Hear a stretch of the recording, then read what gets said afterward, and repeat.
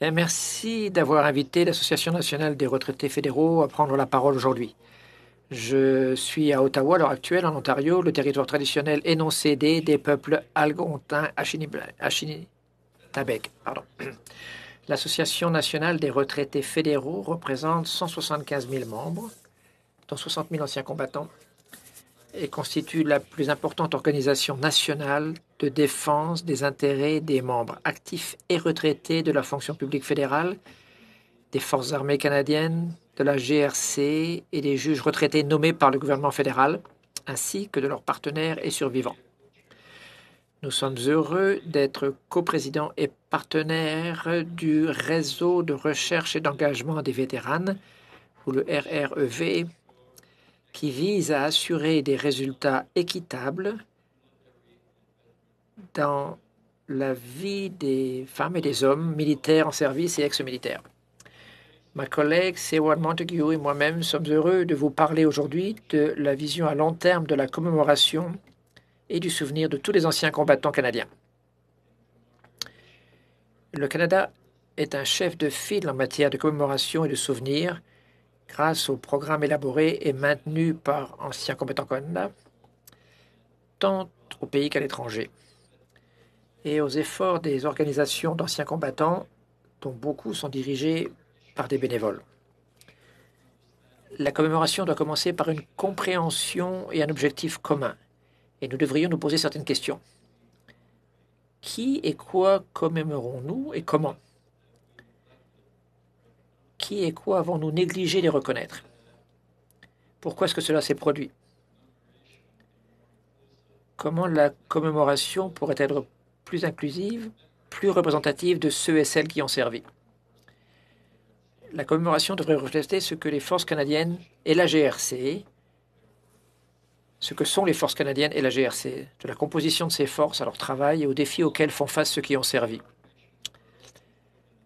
Toutes les professions militaires ont été ouvertes aux femmes en 1989. Les femmes aujourd'hui représentent plus de 16% de l'effectif militaire et l'objectif est d'atteindre 25% d'ici 2026. Nous savons que les femmes militaires sont confrontées à des inégalités de toutes sortes en matière de santé et autres pendant et après leur service. Et les derniers mois ont été difficiles pour les vétérans qui ont vécu des expériences d'inconduite sexuelle et ont été victimes de traumatismes sexuels dans l'armée.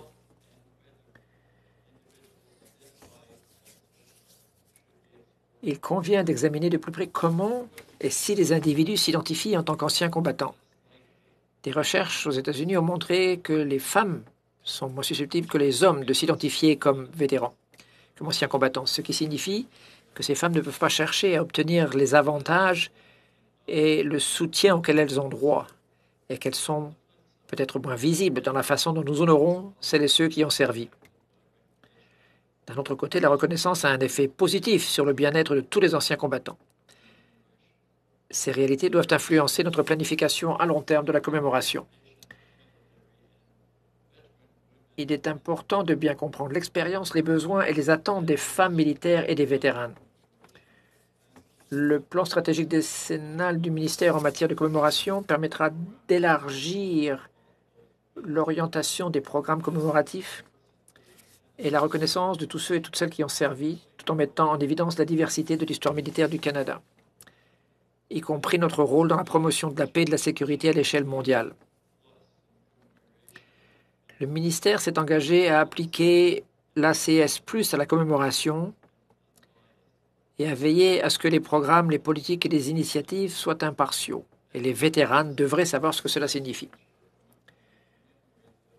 Ancien combattant Canada a pris des mesures pour s'assurer que la commémoration reflète mieux le rôle des femmes militaires et des vétérans grâce à des profils, des entrevues, du matériel éducatif et un plan de leçons. Les histoires des vétérans sont plus présentes dans notre conscience collective. Le ministère, par l'entremise des forums annuels des vétérans et d'autres rencontres avec d'autres intervenants, a l'occasion d'établir des liens avec les femmes militaires et les vétérans pour explorer la commémoration moderne. Le gouvernement doit continuer à rendre compte des progrès réalisés dans l'atteinte de ces objectifs et dans l'élimination des préjugés systémiques et des lacunes de la recherche. Pour terminer, il existe un lien entre le respect, l'identité des anciens combattants et la commémoration. Le respect est fondamental. Il est aussi fondamental que de s'assurer que chaque ancien combattant reçoit les soins, le respect et la dignité qu'il mérite et auxquels il ou elle a droit après des années de service consacrées au Canada. Des problèmes tels que la trahison institutionnelle et le préjudice moral contribuent à une perte de confiance et ont des répercussions sur la santé, le bien-être des anciens combattants et peuvent contribuer à déterminer si et comment les anciens combattants s'identifient en tant qu'anciens combattants. La commémoration sans ces éléments essentiels, le respect et le bien-être sonnera creux. Les plans du Canada doivent refléter la riche diversité des communautés de militaires et d'anciens combattants, en particulier lors des cérémonies de la Semaine des anciens combattants et du Jour du souvenir. Tous les anciens combattants doivent se voir représentés équitablement lors de ces événements nationaux importants. Il est essentiel de faire participer les vétérans et les organisations de vétérans à ce travail. Appliquer le prisme de l'ACS+ à la commémoration, de la perception qu'ont les Canadiens de l'identité des anciens combattants aux activités nationales et mondiales, c'est la bonne chose à faire. Il faut explorer de nouvelles façons de marquer et d'honorer les contributions des femmes militaires et des vétérans du Canada, y compris peut-être une journée de reconnaissance consacrée aux femmes militaires et aux vétérans. Nous devons une commémoration digne et pertinente à tous les anciens combattants. C'est l'occasion de refléter qui nous sommes vraiment en tant que Canadiens. Et l'histoire que nous racontons doit inclure l'expérience des femmes militaires et des vétérans et honorer leur contribution aux forces armées canadiennes et à la GRC, ainsi qu'à la paix et la sécurité au pays dans le monde. Merci. Merci.